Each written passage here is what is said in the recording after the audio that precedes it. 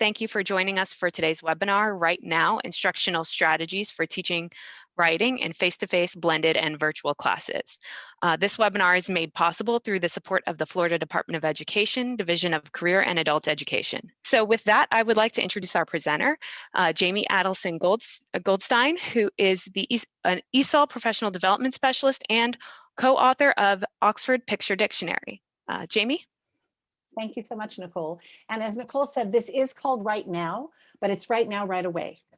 So just put those two titles right together. And we're talking about writing in multiple platforms and contexts today. And so Nicole's going to put up a couple of polls so that I can find out your contexts, your devices, all that good stuff. So those are going to be coming up in just a moment. I see a number of people that I know, and it's a delight to see you up here. And those I don't know, it's a pleasure to meet you, albeit virtually. So the first poll is asking you about your role, not your bread roll, but your role with an E, whether you're a tutor or a classroom teacher, administrator, PD provider, or other. And then asking with whom you're working, as well as how you're teaching. So if you would go ahead and fill those in, and we can see how many of you are participating. So we'll wait for at least 80% participation. Okay, and so poll 2 is asking about your devices. And this is very important. As we know in adult learning, we have to find out who we're speaking to, who we're engaging with. And so it's not just about who and how you're working in adult education, but it's also how are you accessing our webinar today. So we'll go for another 80% here, 100 if we could get it. But it's really important for me to know not just how you're accessing this, but how your learners access online. And if you're not teaching online, then of course, you could at least indicate whether you know what devices your learners have. So I'm using a rather large computer today with a big screen. I know that Nicole's using 2 screens. I'm on a Mac. Nicole, I imagine you're on a PC. I'm guessing that you're on a PC. Yes. See, I just knew.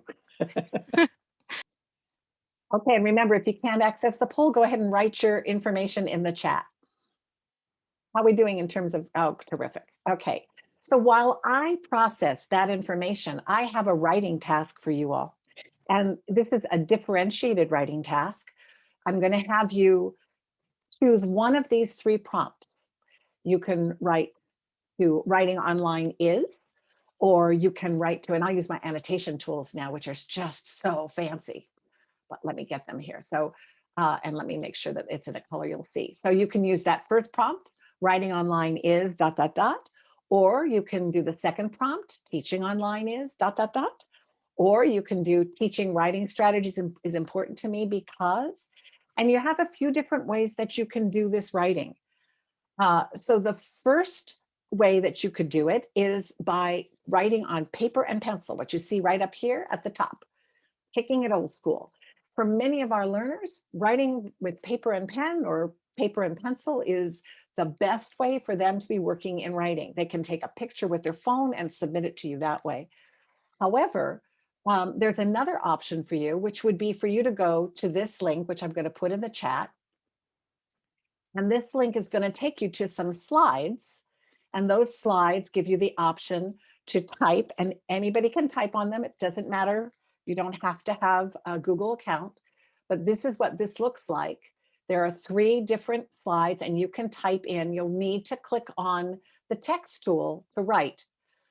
So I'm going to give you 3 minutes now. You have 3 ways to do this. You can do it, as I said, by typing in the chat. You can do it by pencil and paper, or you can go on to the link that you see in the chat. 3 minutes on the clock. And then Nicole's going to give me the details about what you guys all said. I'm heading on over to see who's typing. Oh, look at so many of you are typing on the Google Slides. That's excellent.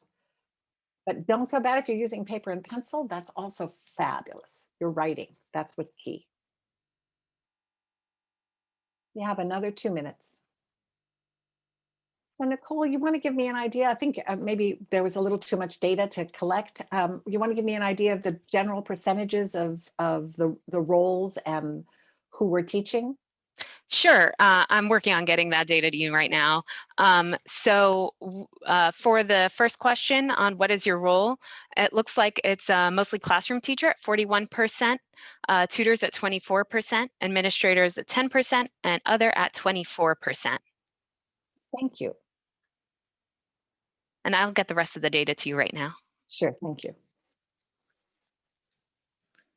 So I would like to draw your attention to the work that the attendees, you, are doing on the Google Slides. You can see how many different people we have typing by all the anonymous images up at the top. If your students have a Google account, then their image and their associated icon will be up here. But we have anonymous coyote and an anonymous chameleon, and that works just fine because the student could, if they wanted to be less than anonymous, more than anonymous, they could indicate their name before they started typing with a colon. But I think that this is giving you an idea of some different ways that we can conduct a free write online. Free writing is extremely important. We're not focused on accuracy. We're focused on giving the learner the time to use writing as communication, as much to get his or her or their thoughts in place as anything else. And many, many writers talk about the fact that free writing is how they first start realizing what it is they're thinking. And of course, a good prompt is helpful. I gave you 3 different kinds of prompts. This is much more from the writer perspective. This one is from the teacher perspective. And this one is also from the teaching perspective, but it really talks about writing strategies. So to try to give learners and yourself as a writer as many meaningful opportunities to write, but not so many choices that you're going to spend all your time figuring out which one you're going to write. 3 is a pretty good number. If you go over to the chat, you can see some of what people wrote. So I have you just scroll through and look at that. And then I would like to point out to you that the image I have here at the bottom of the screen, and I'll highlight that for you. This is coming out of a phone chat. And this is how it feels for your learners to try to write in the chat. Now, if they're writing on Google and they have a Google account, they get their regular keyboard up and the spacing is a little different. It's a little easier to work. But it can be very challenging to write in chat for learners, especially ESOL learners, especially older learners that don't have necessarily the same facility with the digital world, especially on the phone. That's not to say that they all don't have it, and it's not to say they can't learn, but you would like to eliminate some level of frustration when you're working on the initial part of writing. So I really do recommend giving learners the option to write by hand and then work that writing when you're revising, work towards typing, because that's a slower process. Okay, let's see. I've got 3 new messages over here. Let me take a look.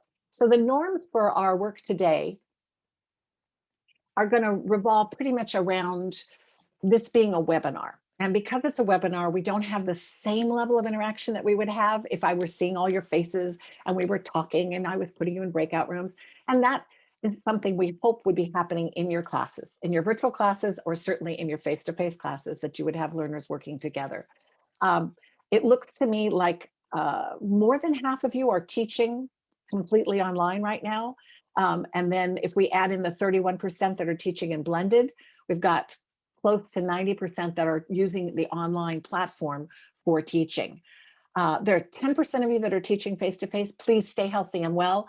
And I'm sure you're happy to be back face-to-face with your students. It looks like we have a preponderance of English language learner instructors. I should have said that differently, ESOL teachers. And we also have a number of teachers working in ASE and ABE and high school. So I'm hoping that I've planned this broadly enough for you to be able to draw out what it is that you most want from this workshop. But let's talk about what our goals are.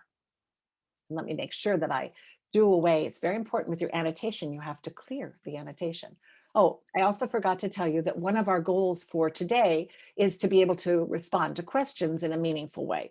So what I generally try to do is make sure that I stop every 10 minutes or so to take a look at the chat. So I encourage you to put questions in the chat. I am going to ask you, and you could maybe want to write this down to remind yourself, if you have a burning question, in other words, it's something that you really, it's going to stop you from thinking and moving forward in our session, please put BQ next to your question.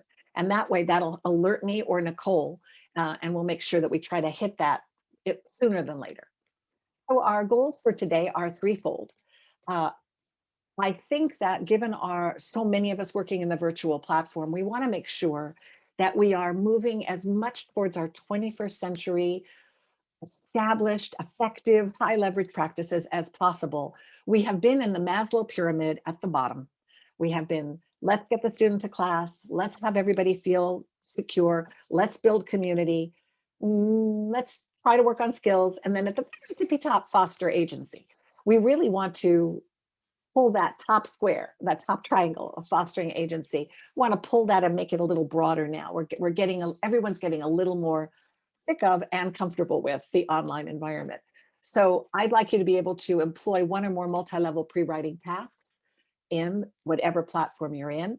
I'd like you to be able to use the writing process to support your learners' adult learner essay book submissions. And we'll talk specifically about that. But you know, the Florida Literacy Coalition does an amazing job of putting out an adult learner essay book every year for so many years. I have a picture of all the covers. And you know, we're going to talk about how that could be the publishing aim of the writing process, if that's something that you and your learners would be interested in doing. And then secondary or tertiary is the idea of being able to use Zoom and smartphone features to help the learners generate, get feedback, and edit their written work. So that's really where we're going. Would you take a moment and just think which one of these is most important to you?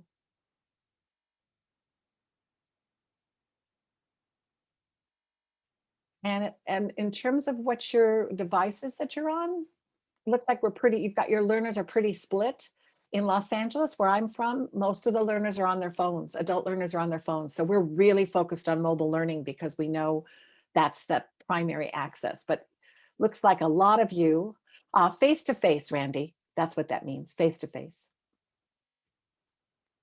And you know, that's an important thing. No assumptions either. You know, so many acronyms in our world. But be aware, those of you that are on Chromebooks or those of you who have learners on, we have nobody on Chromebook today, but if your learners are on Chromebooks and you're working in Zoom, there are some things the learners cannot do. Not a lot, but as a teacher, you can't make a breakout room, but as a learner, you can enter a breakout room. So it's just important to know what those differences are. Because a lot of times, I've done a lot of training since April, and a lot of times someone is on a Chromebook saying, I don't see that, and it's because it's not there. So I'm going to just recommend that if you are working with zoom.us, and I know we have Pamela Joe who really knows Google very well, and so Pam, I don't know if Chromebooks have any issue with the Google Meet, but if they do, would you pop it in the chat or tell that there's none? But if you go to zoom.us and I think /support, you can see how Zoom works on every possible device because they list Android, iOS, PC, desktop.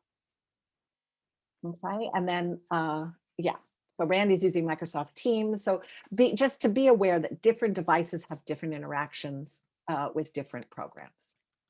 Now I did see that, I think it was Alan who wrote the kind of writing that he does regularly. So when we think about the writing that we do, you know, we might be writing reports. We might be doing what just happened. One of our poor adult schools is they had I forget what's called when you're that qualifying for the state. There's a word for it and it just left my mind. But they had to write, all the teachers had to be writing these reports online. Obviously, we're all heavily invested in emails these days. I'm trying very hard to write cards. Holidays are coming. I use e-cards, but I'm trying to write cards just to keep in touch with people off tech. So there's a lot of time for us to be using different types of writing. But I want you to reflect as well on what type of writing are your students doing? And I know in corrections, it's going to be different because in corrections, it says the adult students use computers such as a Chromebook is when they're taking an assessment. This is something that I've always heard about with corrections across the US, is that the access to technology is much more limited. So if you're able to teach face-to-face in a healthy and sane way, then all of these things are still going to apply. It's just going to be that some of the tools that I'm talking about won't make won't be as helpful to you. Yeah, and paper and pencil, it's a great way to write.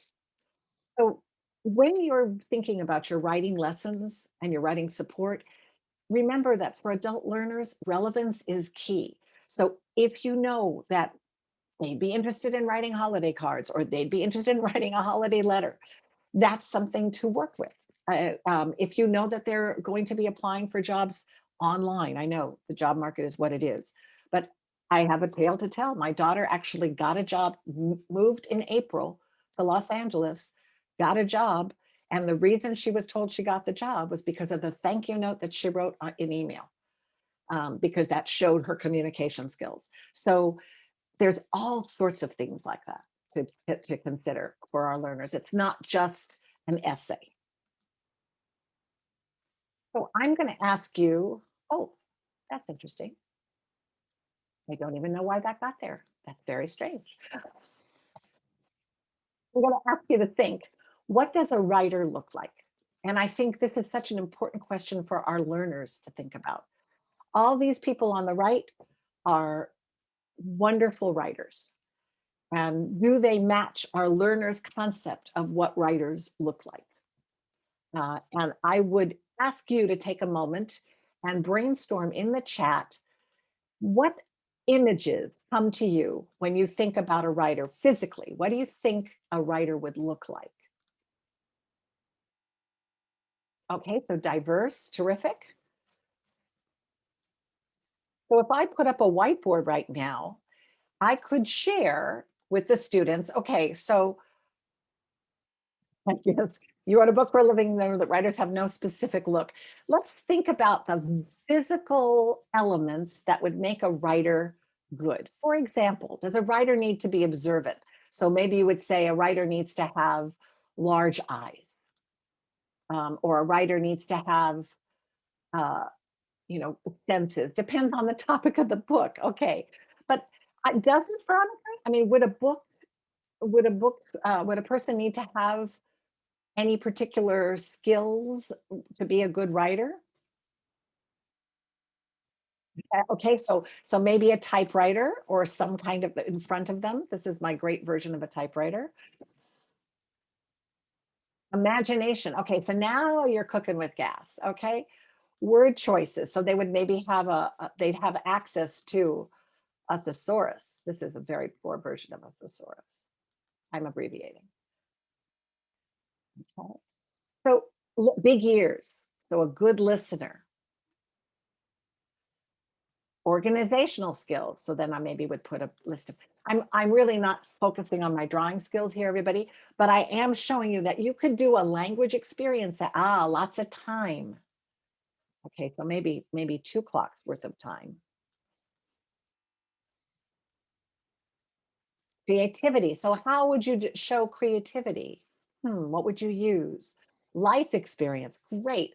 So by just pulling up a whiteboard, just like you would maybe do in your classes, especially with ESOL learners, creating a visual response, maybe having the students go to Google and Google images for writer and share screen with that. So there are a lot of things that we can do creatively to get learners juiced up a little bit just about the idea of writing. A lot of learners have fear of writing.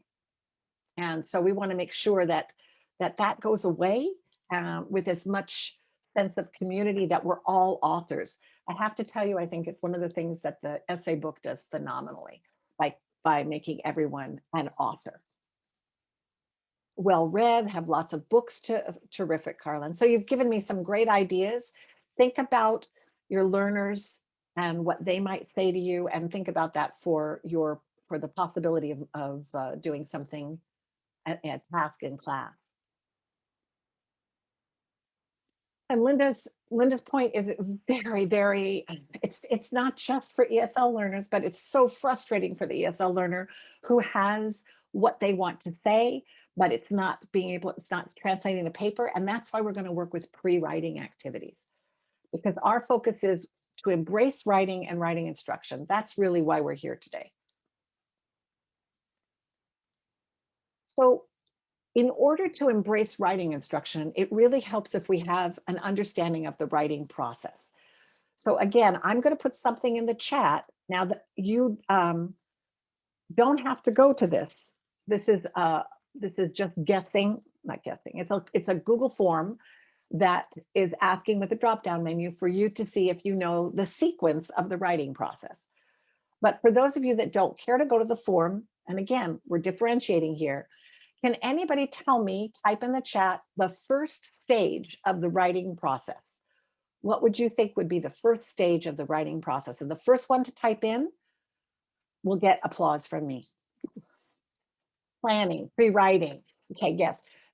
Planning and brainstorming is part of pre-writing. Ideas to explore is all part of pre-writing. So Veronica has named it. Pre-writing is exactly right. And then all these other elements you're talking about fit right into pre-writing.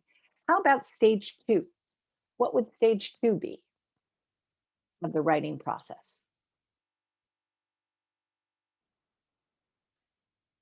And there's one other element of pre-writing that we'll talk about. I'm glad to see you have a lot of them. Make a draft. Perfect, Veronica. Did you get the notes to the lecture?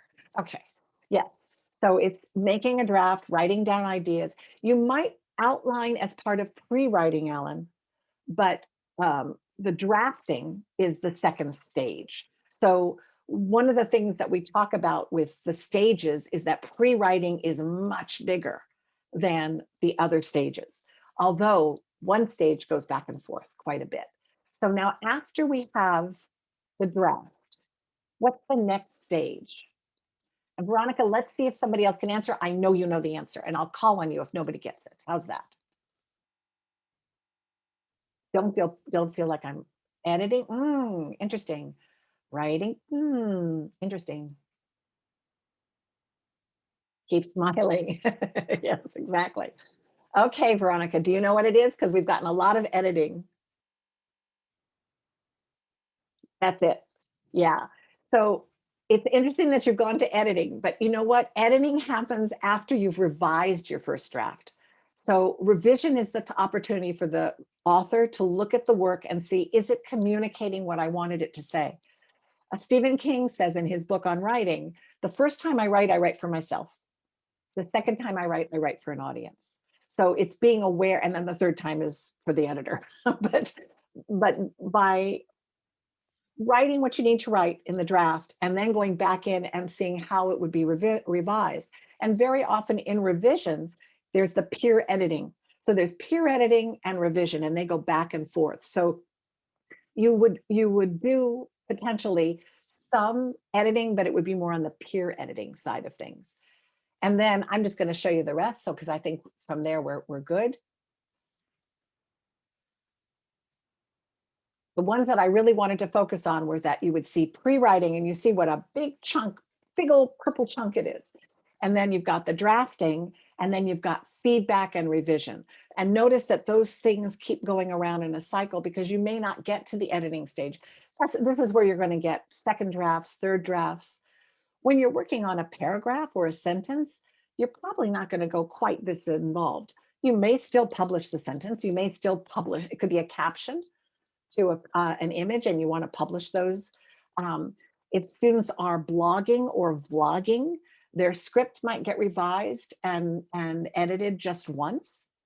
But if you're working on an essay, chances are we're going to do just like we do with good close reading or good focused listening.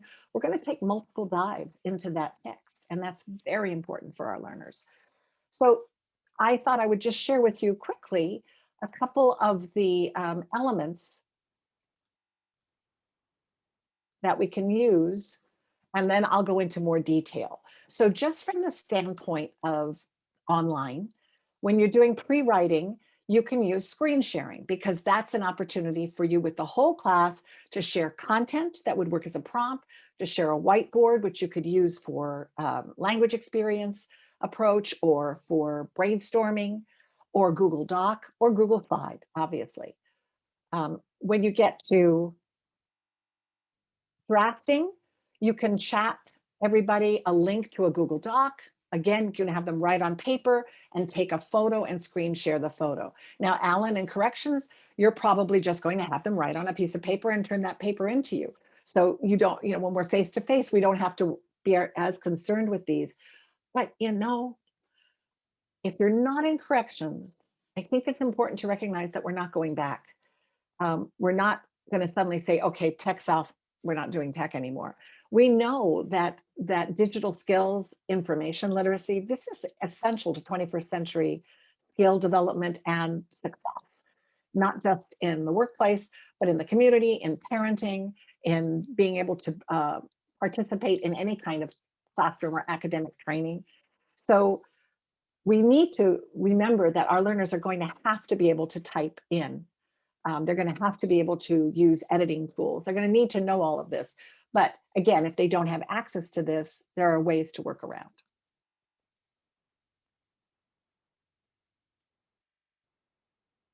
Okay, and let me just, it's giving me a bit of a hard time.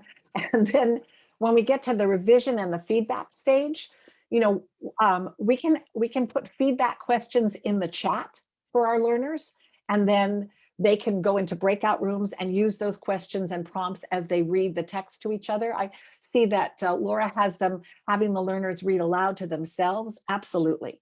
And that's depending on the level of their language. That's an incredibly effective editing tool for higher level learners. For lower level learners, it's good for them to just be able to read their story aloud to another person. And it might be more effective, especially online in a breakout room, to have a lower level learner read to the other peer, and that peer then asks them questions based on what he or she heard. So that's really very important. Notice that you can support your author using the Google Doc or other text app. So you might put the revision into a Google Doc and then put comments on the side so that the learner could see your comments and your feedback. Generally, my understanding from best practices for a lot of the different people that I've interviewed on writing is that the teacher editing has to take a step back from peer, because first you want to make sure that the concept is getting across. So that's just something to think about moving forward. And you notice that this flips back and forth. So you get feedback, you revise, then you get some more feedback and you revise some more, depending on what you're actually working on. Then once you're happy with your draft, you're going to get into the editing and finalizing stage. And again, the teacher can use commenting tools with Google Docs. The author can use online editing and formatting tools. So for some learners, it may be that you need to input their text because they don't have the access to be able to type into a Google Doc. But you can put it in a Google Doc so that they then can look at it in print as opposed to in handwriting. And then they can use tools on that. They can use the spell check.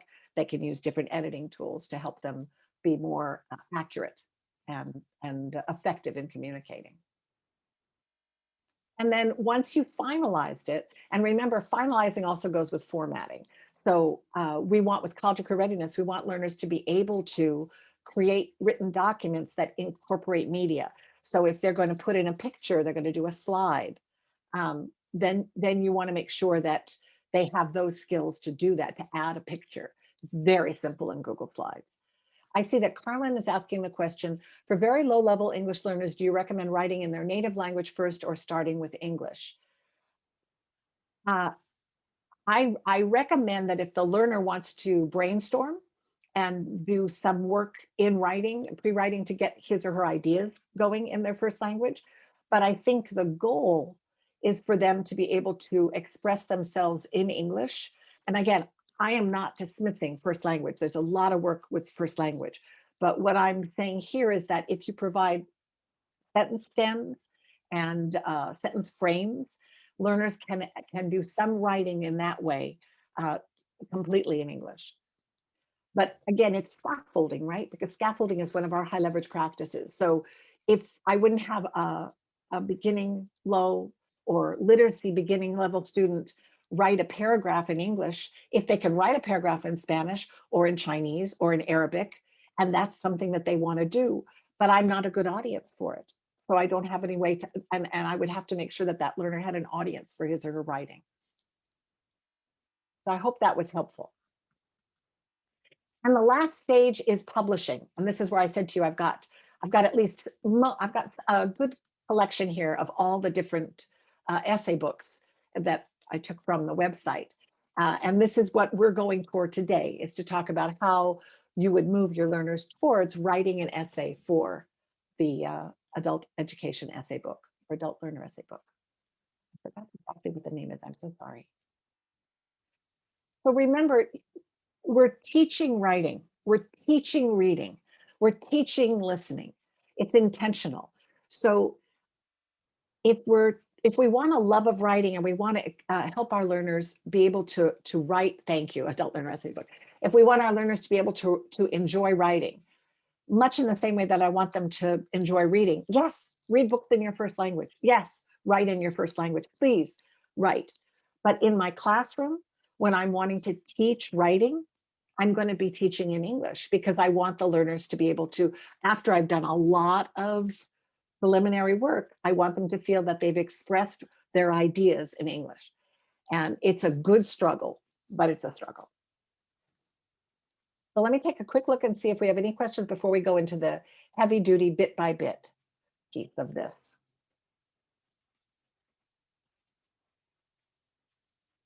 Okay, so with pre-writing, you're basically doing these things. You're gathering ideas, you're learning about the product. In other words, what is it that I'm going to be producing? What does it look like? How can I understand how to recreate it? I mean, there's a lot of delving in, and that's where an outlining would come in, also with organizing. So once you've gathered your ideas, you want to know, well, what are they going to, what's the frame that they're going to be in? And how am I going to organize those ideas and plan how to write them? So as you all said, there are many different skills that are involved. And one of the skills that learners need is the ability to brainstorm effectively. And we all have been in situations where we're told, we want you to brainstorm. And then the first thing out of our mouth, someone says, no, not that. So effective brainstorming is that all ideas are accepted. And it's important for learners to know that as a part of the process. They need to be able to formulate questions. Now, this is something that certainly would happen in the first language, of the student's first language, but then eventually you would help so that that question would come out. But if we're looking at inquiry as the basis of our writing, maybe we're looking at how does the pandemic affect women in this country? And we want to write something about that. So we'd have to know how to frame that question. You have to be able to see things in the mind's eyes. We want to think, yes, I'm seeing that, Jan. Now, did you see this ahead of time? And not only that, Jan, they pay the student authors $50 stipend. So it's an amazing resource, but more on that later. So they need to be able to see things in their mind's eye. In other words, they need to be able to envision, which is why working with pictures, working with brainstorm visuals, peer dictation of images, all very important for learners to be able to see things in their mind and also to recognize what elements of what they're seeing are important to them. I want to highly recommend something called VTS, visual, I'm putting it in the chat, visual thinking strategies. And there's a series of questions that you ask students about pictures. They're divergent, but they're also very convergent questions as well. So you can go back and forth with the way that you use higher order thinking. And then you want to make sure that learners can sequence information. That's very important. Now we know that writing in different countries has different languages, has different a way of organization. I believe, and I could be getting this wrong because my brain has a few Swiss cheese holes in it at the moment, but I believe that in Spanish, it's more circular. In the United States, we are bim, bim, bim, bim, bim, we're it's like the one idea follows the next. That's not true for everything, but that's in general, we're looking for a sequence of ideas. So in Arabic, I think it's much more descriptive and flowery, and I think you get the main idea at the end. Again, don't quote me, but I know there are differences in that, and unfortunately at the moment, I forgot. You need the ability to rank and prioritize, and you need the ability to use graphic organizers. So these are things that we would all become lessons. They're all part of teaching writing. So before you say, oh, they're going to write a 3-paragraph essay and I'm going to submit it to the adult learner essay book, think about the skills that are needed before they even step into that space. One of the ways that we can help them step into that space is by prompting with different topics. We can use KWL charts, and I have, when you get these slides, because Nicole will put the PDFs up on the site, when we get the slides, you'll have all these links will be live. But a KWL chart is a very important chart for thinking and planning. So if you've got a topic, it's what do you know about it, what you want to know about it, and then as you research, keeping notes of what you learned. But there's also this very fun thing that I'm going to encourage you to take a look at. So if you, I'm gonna do it with you right now. We're gonna do a little activity. So this is called We'll Decide, and I have put in the Florida Literacy Essay Book 2021 topics, and I click on it, and it makes such a cute noise. And then it comes up with the best advice I've ever received.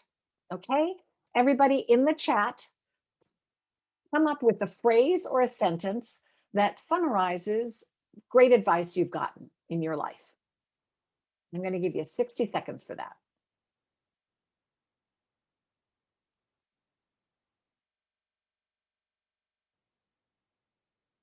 Nice, Mimi.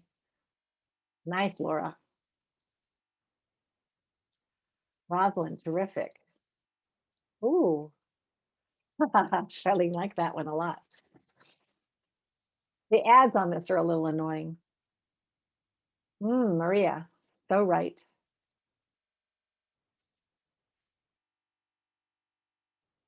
Now, if I were going to do this in my class and I were online, I would give the learners this, the link, and then I would have them not brainstorm in the chat, but in a breakout room, one of them would share the wheel, and then they would take turns, brainstorming, and they could write it down on a piece of paper, or they could write their notes in the chat. Look at all this great stuff, great advice. So once you get this particular set of advice, then maybe from there, together as a class, you choose which one you want to write about it, or you write about, or you give it to the groups and they pick one that they want to write about, and you give them a model to work from. So this is just a fun tool. We'll Decide, you can use it for all kinds of things. You can put questions in. It helps ask questions about something that you're looking at, and it gives that random quality to it. One of the things I'd like to point out to you, and you probably can see that I'm doing this, is that I am just going from tab to tab to tab in my browser. So instead of having to stop share and open up something else, and that's one of the big benefits of using Google Slides, is that I can easily go back and forth while I'm sharing with students. But putting links in the chat is very important. Notice that there are all these other resources that I'm providing you when you look at the slides later, but there are a lot of them. Does the bit.ly site follow the learners into the breakout room? If you put it in, Anne's question is, if you put it in just before they go into the breakout room, it does. It won't go if it's like the first thing you put in class. So you have to do it just before you make breakout rooms, and then it goes in there. And then if it doesn't, you can always have the learners copy or take a picture. That's another way that I do it. I have them take a picture. But if they're on their phones, it's really helpful because they can copy it and then they can paste it into the URL for sharing. I hope that helped. Another thing to be aware of is, of course, once you're brainstorming, you may want to use some sort of graphic organizer like a T-chart or a mind map that you see over here, or clustering that would help you do the brainstorming, maybe organizing at the same time. But I love this process. I love storyboarding. And the storyboard that I'm showing on the left is actually a storyboard that we did in class together. Now, I'm not teaching in an ESL classroom right now, but this is with teachers, but where we talked about how to make chicken soup. So it was for a process writing. And then I was drawing and the participants were drawing, because on Zoom you have annotation. So just as I was drawing the face of the writer, we drew these sets of how to make chicken soup. And then on the right, this visualizing what's in your heart and what takes the most, what gets the most real estate in your heart. I think those are two really good drawing activities for pre-writing: storyboarding and visualizing. Storyboarding is particularly good for process and problem solution. Obviously, I don't think anyone can say the word Venn diagram these days without everyone saying, oh God, no more Venn diagrams. But Venn diagrams are extremely useful for compare and contrast. And then chain of events or sequencing graphic organizers are excellent for helping find out, what the actual sequence is. And with peer feedback on this, sometimes somebody, especially if there's a recipe, oh my gosh, or a process like making the bed, somebody has something as first and somebody else has it as second. And there's a lot of good language that comes out of that. Not so much fisticuffs. Eileen, I'm with you. So again, we also want the learner to understand the product that he or she is going to be creating. And part of that is helping them recognize their purpose in writing. Are they writing to inform? Are they writing to make a claim or, state their opinion strongly and persuade someone? Are they writing to tell a story? Are they writing to entertain? They're all different ways that we can think about how we're writing. And we need to make sure that we are specific even within these different elements to be sure that we know, because in order for us to teach, we have to know what it is that they're going to be doing in this process. And it's also important to know where bias comes in. Oh, isn't it though? How many of you have experienced just a teensy bit of bias in the news over the last 4 years? I mean, there's all kinds of issues that we have about the information that we're getting. And when you're informative, the idea would be to say, your bias, your opinion, this is based on evidence and fact. When you're argumentative, you might get some bias in there because your point of view is going to be naturally biased. When you're narrative, you have the option either way. But I think it's very important to bring up bias and to bring up point of view and opinion versus evidence and fact, because adults are hungry to discuss that kind of information. And especially the confirmation that this is a valid conversation and belongs in writing is something that I think all adults deserve. So when you want to help a learner recognize the writer's purpose when they're looking at what the product's going to be, we have to identify words and phrases that signal that purpose. So for compare and contrast, anybody have some words that if you were to see them in an essay or a paragraph, you'd know that the person is comparing and contrasting? Anything that pops up for you? Go ahead and put it in the chat. However, similarly, like, as, excellent. Okay. Unlike. Now, how about cause and effect? What's something that gets you to cause and effect? Because. And how about problem solution? And some of these cross over. As a result is lovely, Jan. And of course, there's process, which is going to be things like first and then. So these words are coming from the New York Times Learning blog, which is a fabulous resource. And again, this link is will be in the slides. But it's really important for learners. We can just teach one. We don't have to teach the whole list, but we can introduce, just like we would with academic language, and give the student an opportunity to find because in this paragraph, or find consequently, or find similarly, and then work with that so that they could tell you what the purpose of this writing is. The other thing to think about is mentor text. And I'd like to give you 60 seconds to just read this out of respect to Angelica Cabrera, who is the author. So I'm going to stop talking for 60 seconds and you go ahead and just read this. So as you can see, this is a text from this year's book, essay book. And I think this is a wonderful resource for finding model and mentor texts. I didn't make any corrections, and I suspect that the teacher would maybe have helped with word choice more, but decided to back off. There are elements here that maybe if I were editing for the change agent, for example, I would probably engage the student with a little bit more editing. But this is essentially a terrific mentor text because of how it builds. And one of the things that you can do is mask the text so that learners are looking at how many paragraphs is this?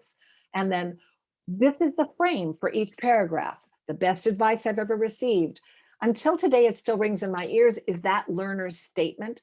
But maybe as a teacher, I would ask for some other ways to say that. But basically, what was the advice, and quoting the advice? And then who do you share this advice with and why? And how does this advice help you? How has this advice helped you? So as you can see, what I'm doing is taking the text and I'm masking the content, the individualized content, and pulling out the generalized language that the student could then use to help guide them write something. And it doesn't have to be that the final one that the student writes matches this exactly, but this is a good first step for the learners to be able to see how this could be organized. And we want to encourage them to organize in a way that makes most sense to them. But again, intentional teaching of writing. We need to be intentional, and there's a word that's in my that's not coming. It's a very special time in my life. It starts with an S. If anybody can think what it is, I will come up with it a little bit later, but it is a step-by-step mindset. And that's not the word I was looking for. I'll read this to you. Struggling writers often have a weak content area vocabulary and prior knowledge. Scaffold with them and help them grow their own funds of knowledge and experience. Make explicit analogies from their lives and work. Create lists and webs of words and ideas generated in class, and keep these lists and reference materials visible during the writing phases so learners can use them. So important that if you're building a word wall, and maybe it's on Google Slides, but you're building vocabulary around the topic, make sure that the learners have that vocabulary that they can reference and pull in. I write, and I write a lot. I write with all my reference books handy. If I want to go to a book, I can also go on the web. But a lot of times I want that feeling of paging through. So we want our learners to have that same ability to go to their resources. And then think about, as you're moving from pre-writing to drafting, and that's, it is a strategic, that's it, Pamela Jo, thank you. If we are thinking about the pre-writing phase blending into the drafting, which is where, when Alan was saying outlining, that's kind of that process, because we're going to flesh out the outline, then help the learner understand what that process is from going from pre-writing to drafting. So what is it that you want the reader to learn or understand? And then write out that information from the graphic organizer. So when you've got that outline or you've got that graphic organizer, write it out, make it, flesh it out before you actually get into the draft. Work from a model. As I mentioned, the earlier essays, the level appropriate authentic materials, ESL textbooks are full of models, ELA textbooks are full of writing models, grammar books are full of writing models, especially, I think Keith Foltz has a number of books that have some terrific, write a paragraph, write an essay, and he's got some great ways of starting there. At the low levels, complete a frame or sentence stems. This is a great way to introduce academic language. It's also a great way to get the student feeling less anxious about all the words around what his or her most important message or keywords are. And then work from sequenced question prompts. If you set up a set of questions that lead the student to write, then at the end, the student will have a paragraph. There's some wonderful books by Blot, B-L-O-T, Right from the Start and Right from the Beginning that are terrific books. I don't know if they're still in print, but I think you can get PDFs online. And that's just to remind you. So in that drafting, we know that these are the things they have to learn. I'm reading what Laura said. She's coached first graders, native English speakers. It's very challenging to get them to the start at the end. I don't know whether it's easier with adults. Your thoughts? Yes. It's hard for us as teachers to start with the end in mind. You know, the whole idea. I think in terms of adults, and everybody please feel free to add to the chat on this. In terms of adults, I think it's the question you ask. You know, what's important to you? Or, you know, the best advice you ever received actually is the, you know, it's the end, right? And then you're fleshing around that. You're going to explain why it was the best advice. So I do think it's how you phrase the question. But I can totally see why first graders would have a very hard time with it. They're so here and now. So in terms of, please go ahead and answer, Laura, while, you know, feel free while we're talking about this as well, if you can split your mind into two things. These different skills here, to be able to verbalize, to tell a story, to make a claim, to describe, to compare, process or person descriptions, those are all skills that learners need to draft. So again, if they don't have these skills, or they only have them in their first language and they don't know what the language is to help them do these things, then we have to focus on this. It's part of our lesson. So if you don't know by now, writing takes a long time. It's not, you can do free write, you can do a bunch of different pre-writing activities, but the act of drafting, you need to give it some time, unless you're at the sentence or 3 or 4 sentence level to maybe describe a picture. Once you're going to start to really put together a paragraph or multiple paragraphs, you're going to need to invest time with the learner and learners. Using paper and pencil is a great way to help learners. There's a lot of research that says how much your mind takes in from writing, brain-mind education. But we also can use Google Docs for individual work and slides for group work. Don't shy away from collaborative writing. It's a great way for learners to feel a little less on the spot. And the process is very similar in terms of going through pre-writing and drafting, but you can have 2, 3, even 4 students working together to write a report on their discussion. Okay, here's the tough part with drafting. If the learners are using smartphones, then I recommend that they don't write on Zoom, that they use smartphone voice notes or their chat that they're used to for texting in notes. So they would need to have the Notes app, and Mac has a Notes app, and Android has a Notes app, and then they can dictate. And if they're going to work on their pronunciation, but to some degree they're going to go back and forth, and they will be revising based on what Siri or Google hears them say. But notice that both on smartphones, there's the microphone, but then there's also the ability to highlight or circle or do other types of note taking about what it is they're writing.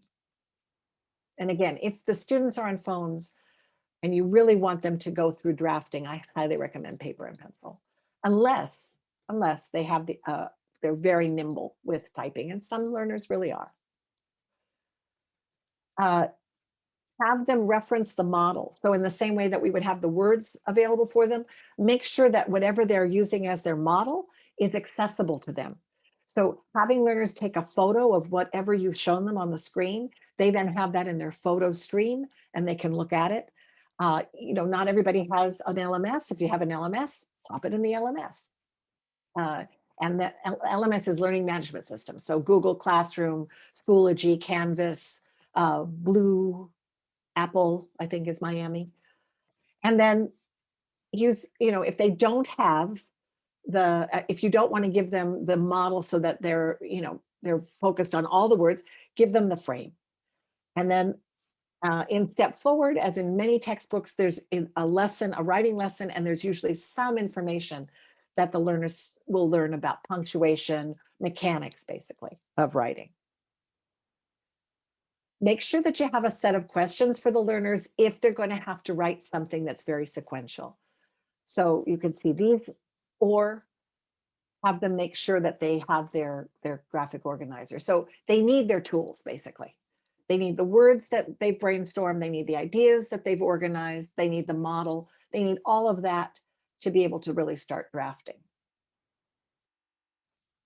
And here's the fun difference between revising, editing, and proofreading. There is a difference. So revising means basically to see it again, to be sure the message is getting across, to look at the way the ideas are organized and supported. Editing is ensuring that the wording is specific, descriptive, concise, and accurate. So you're really honing it at this point.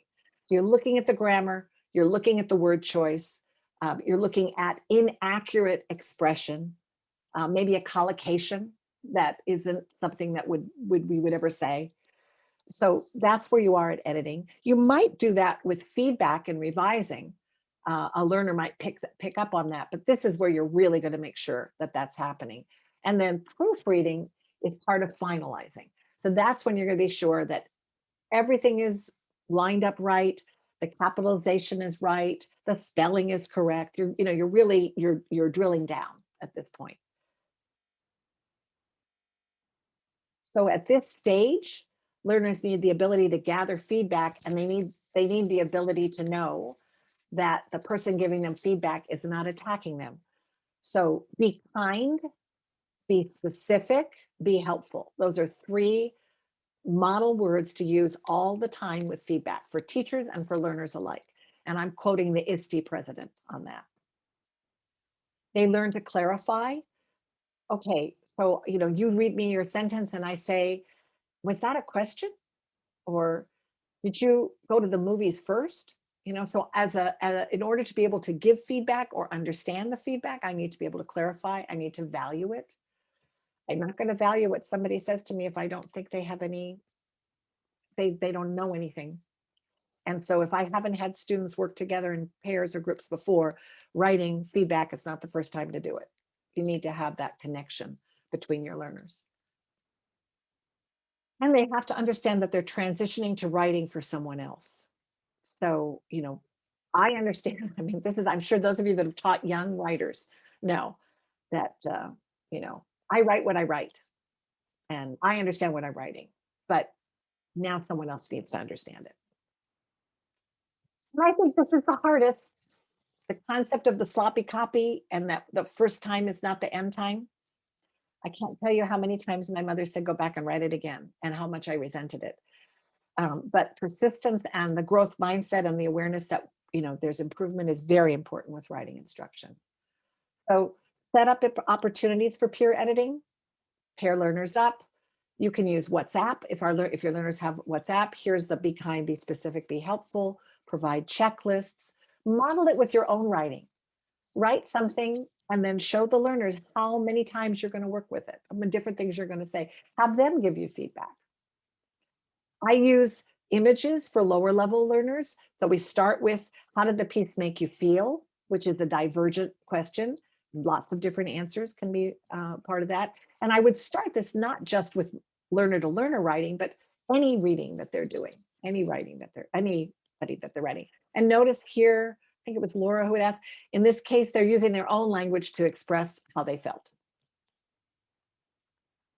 Giving them a checklist that asks them to mark yes, no, not sure. You could do this with a Google form. You could do this on a Google Doc. And then I love this peer editing frame, which is a letter to the author. Thank you for letting me read I thought this was great. When I read this, I thought that. I suggest moving, deleting, changing this. I could help you with X. So I think that's really helpful.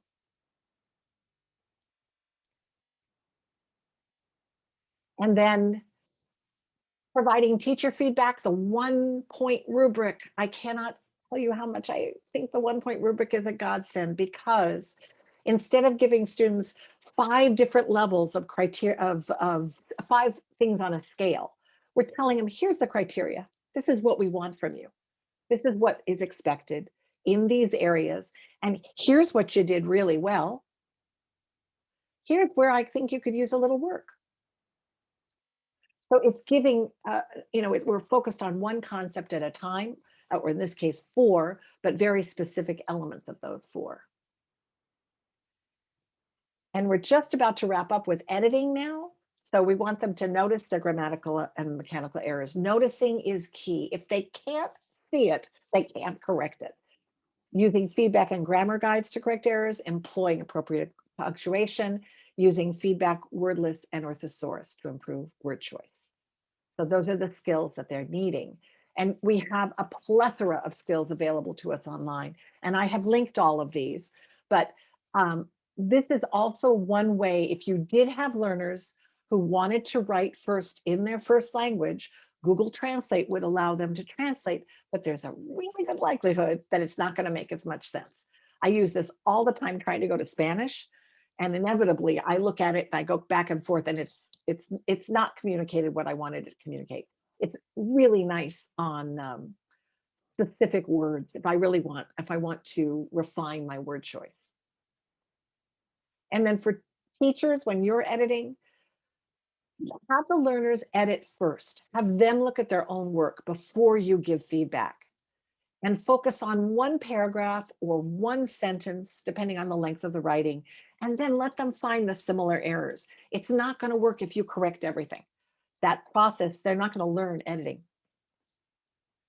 And focus on one type of error at a time. And this is where the revision element could come in. So if you wanted to go to, like, on the second revision, if you wanted to go to editing, and then they might have to come back and revise because there were too many errors, and lose the red pen. I know you guys all know this, but it sets up a negative affect on the part. There's an affective filter for red. It just means wrong, wrong, wrong. Don't ask too many questions.